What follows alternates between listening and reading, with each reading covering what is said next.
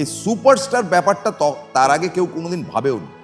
রাজেশ খান্না তখন একটার পর একটা ছবি করছেন একেবারে মার কাটার, hit up to hit up to hit. মানে রাজেশ খান্না মানে কনফার্মলি সে ছবি হিট করলো। হিট মানে কি, মানে সারা ভারতবর্ষে হিট করছে।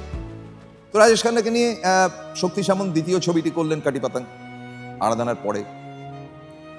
আচ্ছা, এইদিকে হেমন্ত মুখার্জির খামোশিটা সেরকম জনপ্রিয়তা না পেলেও মোটামুটি ভাবে ছবিটি চলে গিয়েছিল।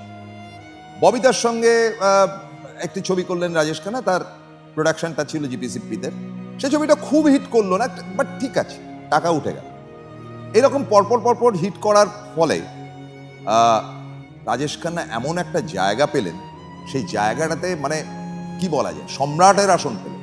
এবং রাজেশ খান্নার ফেভারিট অ্যাক্ট্রেস বলতে অ্যাজ কিছু ছিল না। তিনি কতগুলো টার্মস কন্ডিশন দিতেন, যেটা সেটা আলাদা।